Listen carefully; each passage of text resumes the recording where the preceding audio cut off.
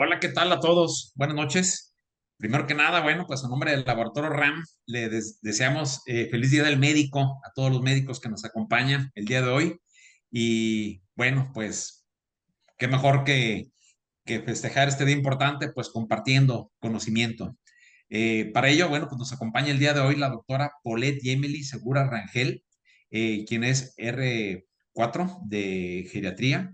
Ella, bueno, pues es médico por el hospital, por la Universidad de Guadalajara y con la especialidad de geriatría por el Hospital Civil de Guadalajara. La doctora es miembro residente del Colegio de Medicina Geriátrica y de la Academia Nacional de Geriatría. Bien, pues bienvenidos a todos, muchas gracias por acompañarnos y bueno, pues le dejamos la palabra a la doctora para este interesante tema de la prevención y el tratamiento de la osteoporosis en el adulto mayor. Muchas gracias a todos y bienvenidos. Hola, buenas noches. Muchas gracias por la presentación. Pues sí, yo soy la doctora Paulette Gemelli Segura Rangel. Soy residente de cuarto año de la especialidad de geriatría del antiguo Hospital Civil de Guadalajara. Y pues el tema de que el día de hoy vamos a hablar es de prevención y tratamiento de la osteoporosis en adultos mayores. Justo este mes, el 20 de octubre, fue el Día Mundial de la Osteoporosis, entonces es un tema sumamente importante en general en la población, pero mucho más en nuestros pacientes, que son los adultos mayores. Entonces, para comenzar como introducción, la osteoporosis en sí ya se considera una enfermedad crónico-degenerativa. Es tan importante como darle la importancia como lo es la diabetes, lo es la hipertensión, pues también es la osteoporosis. Mucho se habla de lo que es la osteoporosis postmenopáusica. La osteoporosis postmenopáusica asociamos a que todas las mujeres posmenopáusicas pues van a padecer esta enfermedad, pero no es así. El simple hecho de pues que avanza la edad, también va disminuyendo la calidad ósea. Y hay varios estudios que ya hablan de esto. Entonces, puede ser una mujer de 50 años que tenga osteoporosis, que sea posmenopáusica y que tenga una disminución de la calidad ósea, pero también un paciente de 80 años puede tener la misma disminución de esta calidad y así va avanzando conforme el paso del tiempo. Entonces, no es exclusivo de las mujeres posmenopáusicas, no es exclusivo de los hombres tampoco, de las mujeres también, sino de los hombres. Entonces, hay que ir quitando un poquito como este término porque en sí hay otras causas, hay causas primarias, hay causas secundarias de la osteoporosis y pues es lo que nos toca un poco ir determinando o ir evaluando. También porque pues menopáusica ya no, pues podemos ver nosotros mujeres que están en los 50, que están en los 60, como, no sé, Salma Hayek y demás, que pues si ustedes las ven no parecen de esa edad. Entonces, no por esa edad o por ser posmenopáusicas, pues van a tener también osteoporosis. La edad promedio de fractura de cadera, pues relacionamos mucho a la osteoporosis a las fracturas, ¿no? Entonces, se menciona que una edad promedio de fractura es de 82 años de edad. ¿Y por qué es de tanta relevancia o de impacto? Pues que en México, si vemos ahí las estadísticas, aproximadamente al año hay hasta, el número de fracturas va de 40,000 hasta 220,000 fracturas. Se dice que hay una fractura cada 2 minutos. Entonces, al final, como tal de la presentación, ya hubo 30 pacientes que tuvieron fractura de cadera. Es un número bastante elevado y pues los costos también van en relación a esto. Aquí se menciona en dólares, pero pues es una cantidad que sobrepasa los millones. Entonces, por eso es importante desde la detección y la prevención del mismo. Hay varias recomendaciones avaladas, ya hay muchas guías, hay muchas actualizaciones de las guías europeas, hay algunas guías estadounidenses, pero todos son consensos en sí. Las recomendaciones avaladas está el consenso científico asesor, el Comité de Asesores Científicos de la IOF y también la del Comité de Sociedades Nacionales de la IOF. Entonces, todos estos hacen algoritmos del manejo y los clasifican a los pacientes, ya sean bajo, alto riesgo o muy alto riesgo de osteoporosis.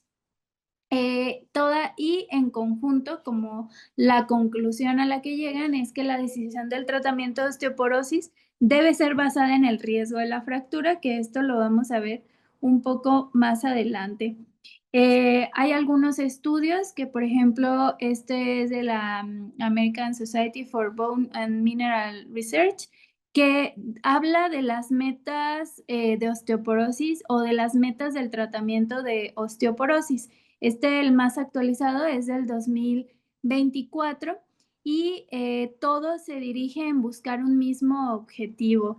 En cuanto a cómo vamos a clasificar a nuestro paciente y cuál va a ser la prioridad. Y también en cuanto cuál va a ser la prevención secundaria o también las limitaciones que podemos tener en nuestras distintas comunidades. Y en esto vamos a quién vamos a evaluar. Toda mujer mayor de 50 años, pues se ganó su evaluación para descartar o detectar osteoporosis. Y en los hombres hay un consenso entre que son hombres mayores de 65 años o también hablan de mayores de 70 años. Esto es cómo vamos a determinar también pacientes que tengan factores de riesgo, como que sean de bajo peso, que tengan el antecedente ya de una fractura como tal por fragilidad, que tengan enfermedades que condicionen una pérdida ósea más progresiva o que aceleren este proceso, que tengan el uso de medicamentos que condicionan osteoporosis, y ahorita los vemos más adelante, que sean pacientes fumadores o fumadoras o que consuman más de 3 unidades de alcohol al día. Dentro de nuestra evaluación, como todo, es una historia clínica completa, detallada, desde la ficha clínica, y pues en cómo va pues la exploración física. Desde el momento en el que llega a nuestro consultorio el paciente, es desde el momento en el que se levanta de la sala de espera, ver cómo va a caminar hacia nuestro consultorio, cómo es la marcha, si hay alguna inestabilidad de la misma, si los pasos están disminuidos, si se lateraliza, todos los factores de riesgo que tiene, inclusive el aspecto corporal. Hay diferentes cuestionarios de riesgo, ahorita los vemos más adelante, pero por ejemplo está el FRAX, y lo otro es de descartar algunas fracturas vertebrales. Vamos a ver que cuando nosotros pedimos una radiografía, sobre todo lateral de columna torácica, que es en la que se puede llegar a tener accesibilidad en todas las comunidades en las que estemos, no se necesita estar en un tercer nivel, creo que podemos tener el acceso a una radiografía de manera más fácil. Podemos ver o detectar o descartar estas fracturas. En ocasiones los imagenólogos no nos van a decir que hay como tal una fractura, hay algunas cuestiones que te pueden dar o orientar de que ese hueso pues está descalcificando. Hay algunas otras herramientas como la morfometría, pero esto está un poco más limitado, pero una radiografía pues basta para ya ver estos cambios. Y pues la densitometría ósea, que como tal es, ahorita vemos los criterios diagnósticos internacionales para para valorar la densitometría. Entonces, Como tal, el FRAX es una herramienta pues sí, de un poco de tamizaje en el que se evalúa el riesgo de fractura que tiene un paciente dependiendo de sus comorbilidades, dependiendo del resultado de la densitometría y de sus antecedentes, en que si son, fumaron, si toman alcohol, si tienen diabetes y demás. Hay que tomarlo un poco con reserva porque automáticamente nuestros pacientes geriátricos o mayores de 65 años, pues ya son pacientes de alto riesgo y ahí cambia un poco en las decisiones terapéuticas. No todo es basado en el FRAX, pero conocer que existe la herramienta. Se usa a nivel internacional, pero como les menciono, tiene algunos sesgos en que infravalora el riesgo en pacientes con diabetes tipo 2, hiperparatiroidismo o pacientes que tienen un riesgo elevado de caídas, que han tenido alguna fractura reciente, el tabaquismo o el etilismo, que como tal ya vimos son factores de riesgo ya propios para desarrollar osteoporosis. Otro de los auxiliares diagnósticos, la radiografía lateral de la columna. Todos, este se pide como de manera inicial, inclusive en todos aquellos pacientes que tienen un T-score de menos de 1, mujeres mayores de 70, hombres mayores de 80, que también es importante preguntar o evaluar, o por ejemplo, cuando llegan de la consulta, que los vimos hace cierto tiempo, los reevaluamos y vemos que hay una pérdida de altura progresiva, pues también hay que evaluar esto. Hay que tener como mucho el ojo clínico en identificar todos estos pequeños detalles que a veces se pasan por alto y que realmente no hay ningún síntoma. Si existe algún síntoma asociado, por ejemplo, que refieran dolor o que es muy común en la consulta que los pacientes refieran dolor generalizado, dolor a nivel lumbar, pues no es propio de la osteoporosis. La osteoporosis como tal no da un dolor. Sin embargo, los cambios asociados ya a un desgaste a nivel de la columna es lo que nos va a estar ocasionando el dolor o que haya alguna otra patología ahí asociada. El uso de los tratamientos con corticoides de 5 miligramos o más de prednisona o equivalentes por mayor de 3 meses.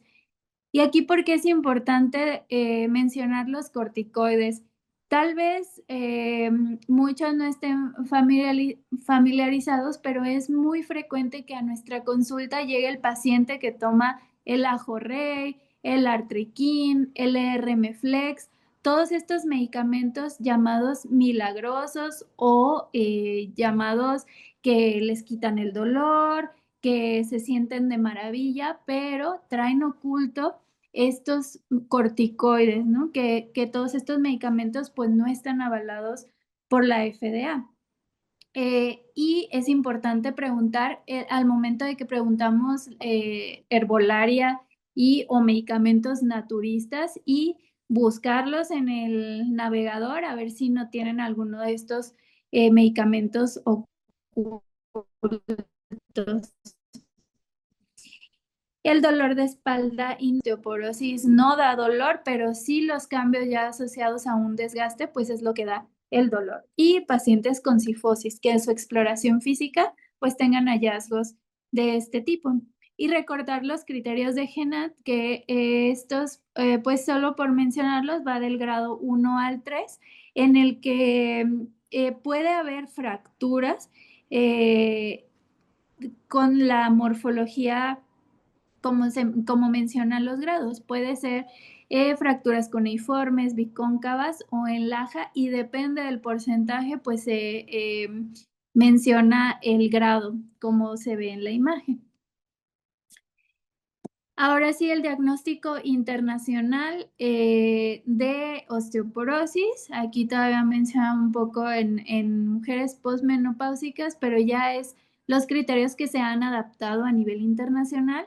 Pues es que la densitometría ósea tener un T-score menor de 2.5, ya sea en la columna lumbar o en el cuello femoral, o también mencionan el radio, pero hay que tener reserva con la medición del radio porque no suele ser tan específico.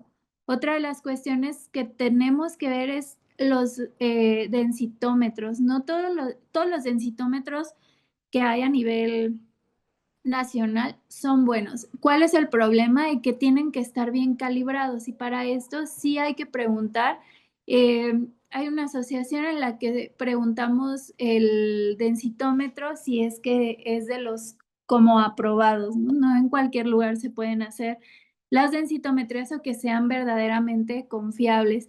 Y también a la hora de revisar la densitometría, no es irnos automáticamente al T-score, sino también ver que la medición se hizo de manera correcta, porque son mediciones matemáticas, son mediciones que se hacen a través de la computadora, pero a fin de cuentas son cálculos matemáticos. Entonces, sí hay que ver bien que esté realmente en el cuello femoral o en la columna lumbar.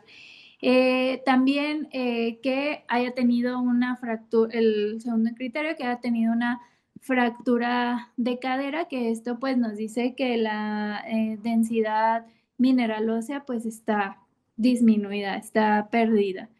Y a pacientes que tengan un T-score entre -1 y -2.5, pero que hayan tenido una fractura por fragilidad en número proximal, pelvis o distal. Y en T-score también entre -1 y -2.5 y que tengan en el tamizaje de FRAX un alto riesgo de fractura o de probabilidad. Esto dependiendo se ajusta pues a la población. Otras cuestiones que no debemos olvidar son las fracturas patológicas, sobre todo en aquellos pacientes que tienen diagnóstico de alguna neoplasia, alguna, sobre todo de metástasis óseas también o de mieloma múltiple, que son pacientes que suelen cursar con fracturas patológicas y queremos darles el diagnóstico de osteoporosis, pero realmente la causa pues sigue siendo la neoplasia, ¿no? Esto debe ser excluido como tal del diagnóstico de manera clínica y radiológica, pues con la historia clínica. Para esto, pues sí hay que ser muy perspicaz a la hora de tratar de identificar todo esto y que no sea por algo más. Estos también pues son los diagnósticos, los criterios diagnósticos en el cual nosotros podemos clasificar la osteoporosis, como ya lo mencioné, un T-score de -2.5, pero también está la osteopenia, que es entre -1 y -2.5, pero que no hayan tenido algún antecedente de fractura. Y la osteoporosis severa, que pues ya es un T-score de -2.5 o más abajo y la presencia de alguna fractura asociada. También está esta herramienta que es el TBS, que se obtiene a través de un análisis para ver la textura como tal del hueso. Una textura homogénea puede indicar una menor actividad o menor conectividad trabecular, o sea, menor conectividad del hueso, y una textura más heterogénea nos habla de una mejor pues microarquitectura del hueso. No es la única herramienta, pero sí se menciona que la combinación del TBS más la densitometría puede valorar el riesgo de fractura. ¿Por qué? Porque pues como tal el TBS no nos mide la cantidad de hueso que existe, pero sí la calidad interna que tiene o la microestructura. Es un predictor significativo de fracturas independientemente del FRAX, esto por esta cuestión que les menciono. Entonces, ahora nosotros tenemos a nuestros pacientes que tienen factores de riesgo y que podemos ver a través del FRAX, pues la probabilidad de fractura o el nivel de riesgo que tiene. Si tiene un riesgo elevado o si tiene un riesgo bajo, pues se va en los colores que se marcan rojo-verde, pues se va directo a tratamiento farmacológico o a tratamiento no farmacológico, cambios en el estilo de vida y demás. Pero el que está en amarillo, que es el intermedio, es el que tenemos que priorizar. Es el paciente que tenemos que tener más audacia a la hora del diagnóstico y priorizar la densitometría. Si la densitometría nos da, pues cumple los criterios diagnósticos, aparte tiene factores de riesgo elevados, tiene un FRAX elevado, se va directo a tratamiento farmacológico. Y si pues la densitometría no salió con el diagnóstico, el FRAX sigue siendo un riesgo bajo, pues los cambios del estilo de vida. El intermedio y la densitometría realmente es quien nos va a determinar cómo vamos a tratar a nuestros pacientes. Y de ahí se deriva este algoritmo, que es una recopilación que han hecho varios expertos de todas las guías en las que enfocan a qué pacientes sí se tiene que tratar. Hay algunos criterios que se mencionan en los riesgos de fractura, en si cualquiera de los siguientes es real, es un riesgo alto. Y aquí automáticamente todos nuestros pacientes geriátricos entran en un riesgo alto, edad mayor a 65 años, más que hayan tenido una fractura previa en los últimos 12 meses o que tengan en la densitometría ósea un T-score menor a 2.5 o un T-score menor a 1 o entre -1 y -2.5 y que el FRAX tenga un mayor riesgo, un FRAX de mayor o igual al 20% para una fractura o una fractura mayor o mayor o igual a 3% para fractura de cadera. Todos estos pacientes se categorizan como en riesgo alto. Y el tratamiento inicial, pues está, ahora vamos a entrar un poco a los fármacos, el denosumab o bifosfonatos. Los bifosfonatos está el alendronato, el ácido solendrónico o también como otras opciones mencionan el raloxifeno.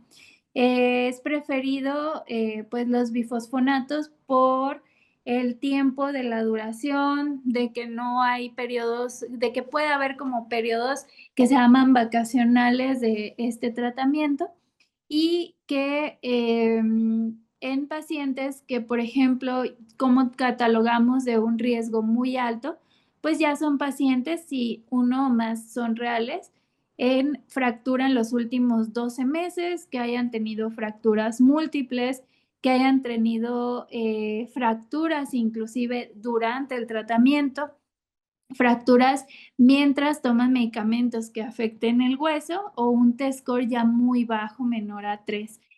Un FRAX mayor a 30 para una fractura mayor o mayor a 4.5 para fractura de cadera. Aquí el preferido en el tratamiento inicial, se utilizan osteoformadores como el romosozumab o el tireparatide, pero si estos no son posibles de adquirir, pues está la opción del denosumab o los bifosfonatos. El ácido salendrónico es de los preferidos y eventualmente se puede transicionar a otro tipo de tratamientos ya a largo plazo. La reevaluación en ambos casos es de cada 1 a 3 años o después de que haya habido una fractura y la transición a alguno de los medicamentos para el tratamiento. Sí, importante decir que el tratamiento de la osteoporosis, ¿cuánto tiempo se va a dar un tratamiento de la osteoporosis? Pues es como cuando los pacientes tienen hipotiroidismo. Realmente no hay un tiempo establecido. Los pacientes que tienen diabetes, pues son pacientes que realmente ya no vamos a quitar los fármacos, pero sí se evalúan los riesgos, se evalúan los efectos adversos, se modifican los estilos de vida y pues se van tratando de adaptar el manejo. Y pues se hacen combinaciones dependiendo del tipo de paciente. Entonces salen estos artículos posteriormente que es el tratamiento.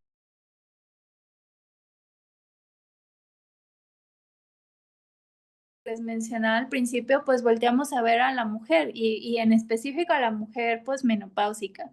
Pero, ¿qué pasa con el hombre? El hombre también tiene osteoporosis y es importante empezar a quitar estos estigmas, porque sí, en México puede ser un estigma en que el hombre, ¿cómo va a tener osteoporosis?, ¿no?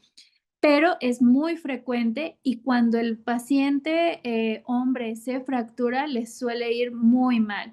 Tienen hasta 5.8 veces más de mortalidad que un paciente, una mujer. Y salen estas indicaciones propuestas para el screening con las densitometrías. En el hombre, ¿en qué momento se evalúa o en qué momento pedimos una densitometría ósea? En el hombre mayor de 70 años siempre está recomendado como tamizaje su densitometría y de acuerdo a los resultados el tratamiento pues se da, ¿no? El tratamiento recomendado si la fractura es reciente, si el T-score es menos de 2.5, si tiene nuevamente la terapia con glucocorticoides, que probablemente nuestros pacientes no vayan a tener indicado de manera rutinaria un glucocorticoide, sino que hay que buscar estos ocultos que les menciono o que tienen indicaciones por el FRAX, por el riesgo del FRAX.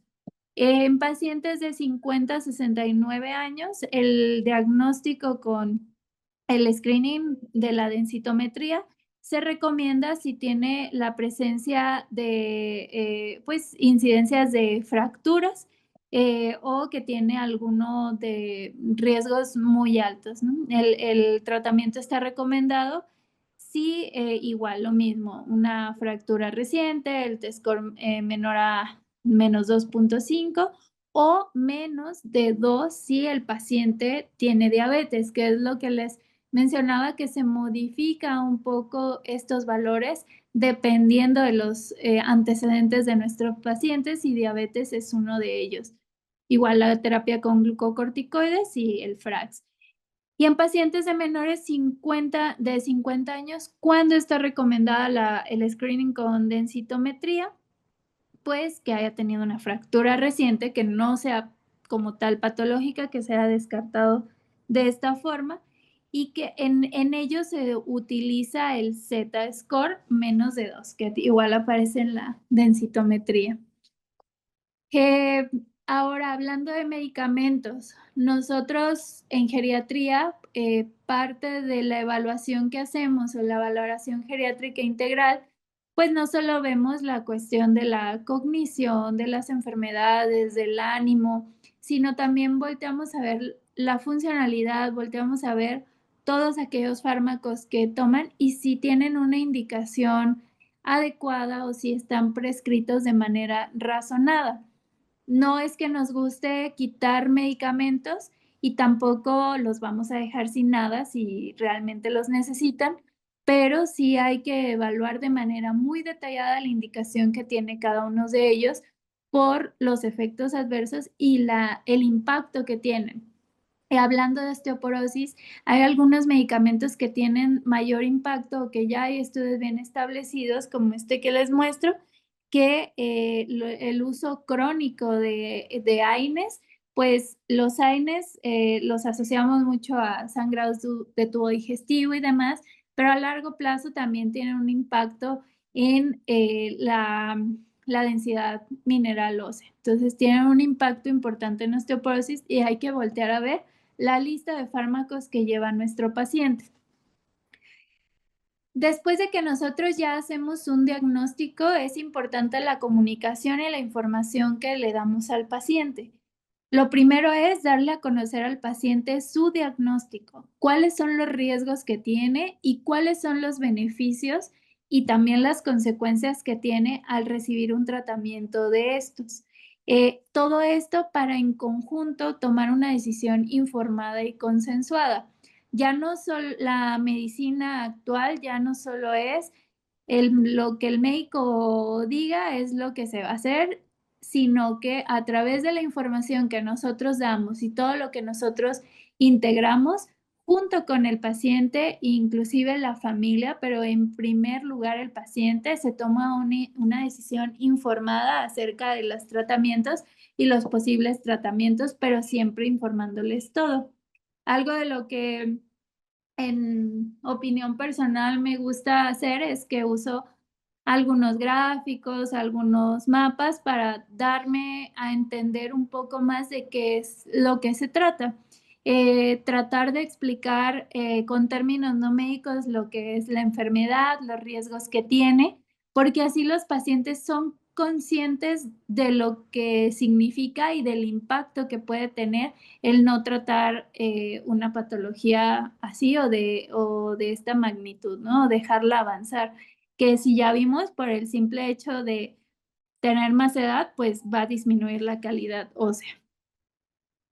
Y más aún si nuestros estilos de vida, pues no son los mejores. En cuanto al tema de nutrición y osteoporosis, pues también es todo un tema. Hay recomendaciones como muy generales de las cuales vamos a hablar y que es la ingesta de calcio, de vitamina D, de proteínas que están determinadas o de que están recomendadas. Este es del Instituto de Medicina de Estados Unidos para vitamina D y proteínas, y depende de igual la edad, lo clasifica de 51 a 70 años, más de 70 años, si es femenino o masculino, los miligramos de calcio al día que se tienen que dar.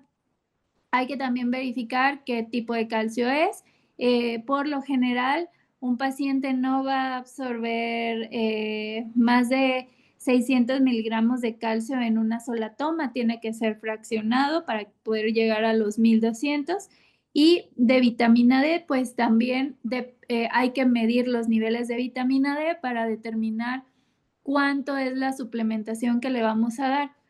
Debe estar por encima de 30 el valor, ¿no? De 30 picogramos tiene que estar el, pues sí, el nivel de vitamina en nuestro cuerpo y pues a partir de eso empezar a suplementar y mantenerlo.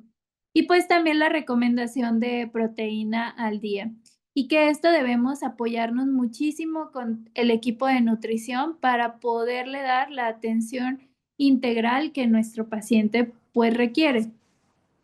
Importante mencionar adiós café, adiós alcohol, tabaco, porque ya vimos son factores de riesgo para desarrollar osteoporosis. Entonces, si nuestro paciente sigue fumando, sigue tomando, toma café a diario y muchísimo, y pues está en tratamiento, realmente, ¿cuál va a ser el beneficio que tiene? Por eso es importante informar todo esto.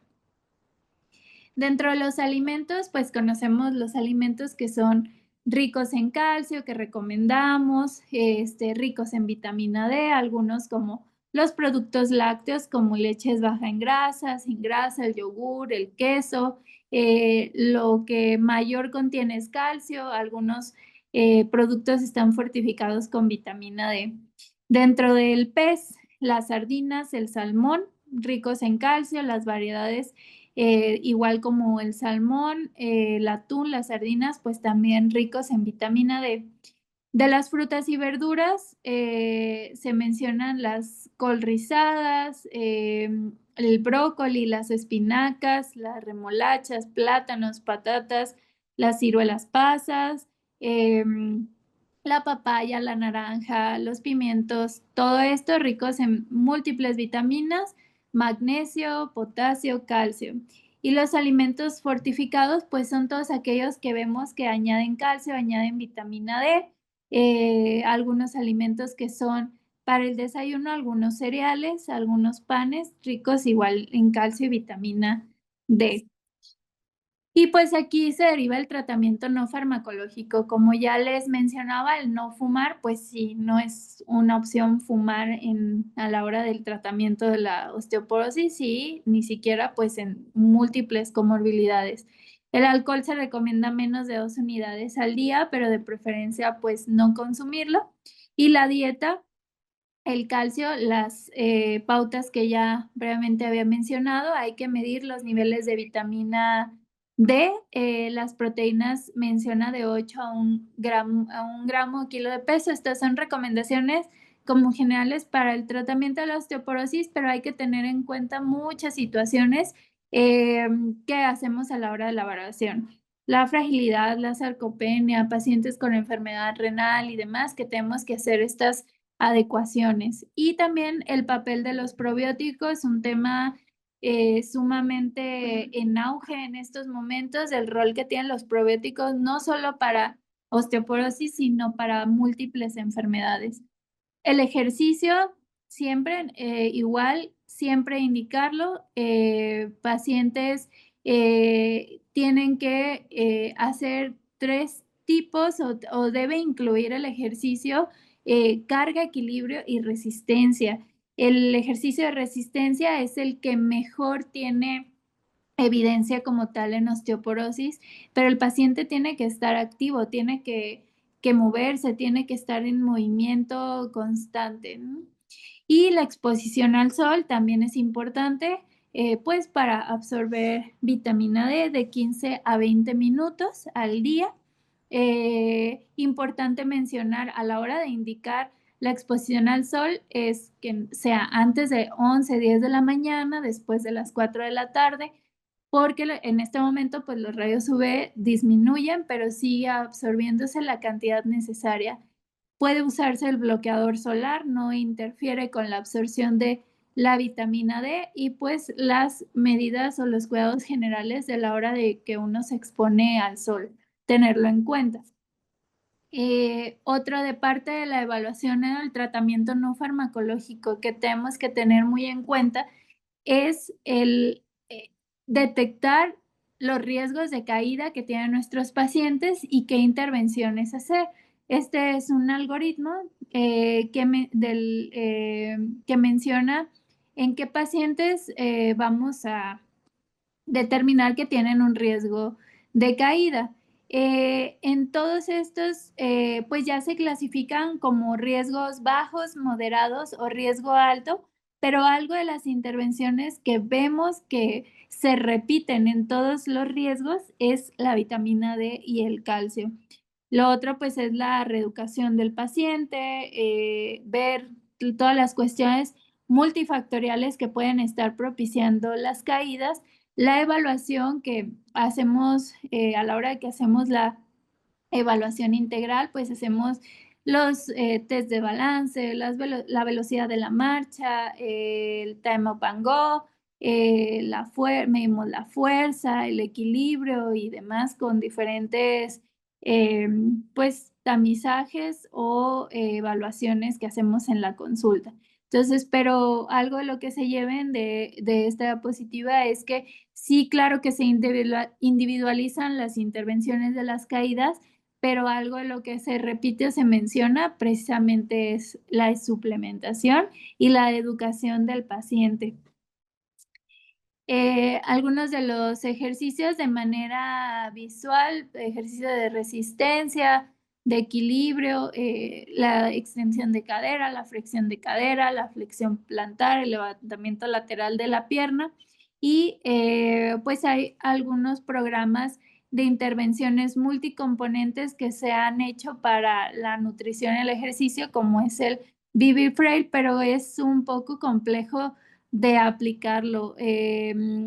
Son ejercicios, sí, son multicomponentes que tienen de gran utilidad, pero tienen sus indicaciones pues muy específicas. El seguimiento de los pacientes con osteoporosis, pues repetir la densitometría cada 1 o 2 años. Se recomienda que sea en el mismo centro, el mismo equipo. Y se pueden utilizar marcadores de remodelado óseo para valorar la efectividad y el apego, pero realmente la literatura o inclusive los expertos dicen que esto no lo utilizan, estos se utilizan únicamente para investigaciones y pues en México está muy limitado el uso de estos. Lo que sí, la densitometría cada 1 o 2 años, mismo centro, mismo equipo de preferencia para poder llevar un adecuado seguimiento. La duración del tratamiento. Con los bifosfonatos orales es al menos 5 años. Con el ácido solendrónico, que es intravenoso anual, al menos durante 3 años, de 3 a 5 años también se menciona. Y que aquí hay algo que se llama el drug holiday, que es las vacaciones que toman los bifosfonatos que era lo que les mencionaba en diapositivas previas, que en estos medicamentos sí se puede hacer como un periodo de vacacional y retomar e individualizar dependiendo de cómo veamos el seguimiento de nuestros pacientes. Sin embargo, en denosumab, este es un medicamento que se debe continuar.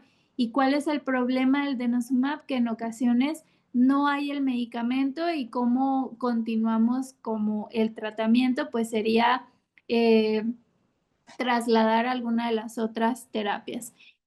Otros osteoformadores como el rosuzumab 1 año o la teriparatida 2 años, pero pues como les menciono, siempre individualizar el tratamiento. ¿Cómo definimos el éxito al tratamiento? Una densitometría que se mantuvo estable, o sea, tenemos una densitometría inicial, la siguiente se mantuvo prácticamente igual. Esto habla de éxito al tratamiento. No hay que esperar como tal que mejoren. Si hay pacientes que mejoran, pero si se mantuvo estable, ya fue exitoso. Y que no hay evidencia de nuevas fracturas. Dentro del fracaso al tratamiento hay que considerar alternativas o reevaluación de otras causas de osteoporosis, como osteoporosis pues secundarias, las fracturas recurrentes, la pérdida ósea significativa durante la terapia o que haya 2 o más fracturas por fragilidad durante el manejo. Siempre es importante identificar pacientes que no tienen respuesta al tratamiento o que queda mucha duda al inicio del diagnóstico, pues derivar de manera oportuna. Y pues como conclusión, todos, pues la osteoporosis, llevarnos a casa de que es una enfermedad ya crónico-degenerativa, que hay que darle la importancia que tiene la diabetes, que tiene la hipertensión, que ojalá existan mayores, pues leyes en salud o intervenciones de que la población tenga mayor acceso a una densitometría, ¿no? Para ver la calidad ósea. No hay que dejar esto a un lado, hacer los tratamientos oportunos, el diagnóstico temprano y la prevención en los estilos de vida. Los estilos de vida a veces los dejamos muy de lado, pero es lo que puede hacer que nuestra calidad de vida sea mejor año con año. Y esto no empieza en el paciente de 60 o 70 años que tiene que mejorar la calidad de vida, sino empieza desde siempre, ¿no? Desde edades muy, muy tempranas. Y pues derivar en el momento en el que identifiquen alguna situación de muy alto riesgo, pacientes que tienen ya los antecedentes de fractura, que tengan tamizajes para fragilidad, para sarcopenia, que han perdido funcionalidad, pues derivarlos de manera oportuna para hacer todas las intervenciones y pues siempre trabajar en conjunto con todo el equipo que es nutrición, rehabilitación, gerontología, geriatría, médicos generales y demás. No sé si hay alguna pregunta.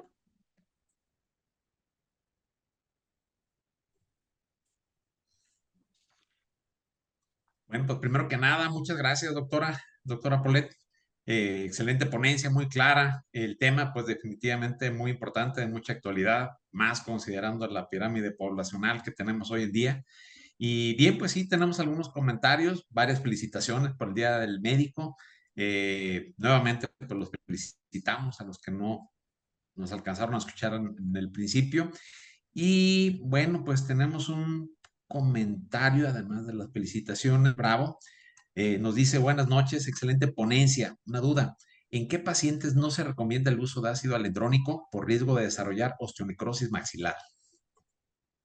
Sí, mire, es un tema interesante. Alguna de las recomendaciones que nosotros hacemos, pues es importantísimo en nuestros pacientes la salud oral, el seguimiento por odontología e identificar si, bueno, lo que nosotros la institución hacemos es que si tienen pacientes con alguna patología oral que se tengan que tratar en los 6 meses previos o 6 meses posteriores al tratamiento, pues diferir el uso del ácido pues sí, el ácido solendrónico, el ácido alendrónico. La realidad es que de lo que he leído es un porcentaje muy bajo que desarrollan osteonecrosis del maxilar, pero siempre es importante tener en cuenta que hay estos efectos adversos. Y sí, cuando nosotros aplicamos ácido solendrónico, al menos que no hayan tenido en los 6 meses previos alguna intervención en la cavidad oral, y igual 6 meses posteriores que no haya ninguna intervención de este tipo. Poder esperar, pero siempre en seguimiento con su dentista o maxilofacial o quien lleve el seguimiento. Muchas gracias, doctora. Nos dice el doctor Javier Eduardo Rojas, excelente tema compartido. Nos dice José Francisco Serna, pacientes con osteoporosis, ¿cómo sale la densitometría de seguimiento? Pueden salir, continuar en rangos de osteoporosis, el T-score, ya sea en cuello o a nivel lumbar, en 2 vértebras continuas, en el T-score menos de 2.5, menos de 2 en el corte de pacientes diabéticos, puede salir igual, y eso quiere decir que hay un éxito al tratamiento. El paciente sigue teniendo osteoporosis. Era lo que mencionabas. ¿Cuánto voy a decir que un paciente se curó de osteoporosis? Pues realmente no, o sea, es una enfermedad ya crónica, degenerativa, pero sí puede haber estabilidad o inclusive puede mejorar. Es muy variable del paciente y esto siempre va a ayudar mucho la cuestión de los estilos de vida y los cambios en el estilo de vida. Perfecto, doctora, muchas gracias. Nos dice el doctor Javier Eduardo Rojas, saludos desde Michoacán. La Adriana y Nancy, excelente ponencia. Georgina Farrera, gracias por su excelente ponencia, doctora Polet. Doctor Rubén Martínez, excelente presentación. Carlos Ruiz, excelente ponencia, doctora. David Bravo, muchas felicidades, doctora. Muchas gracias por compartir esta información.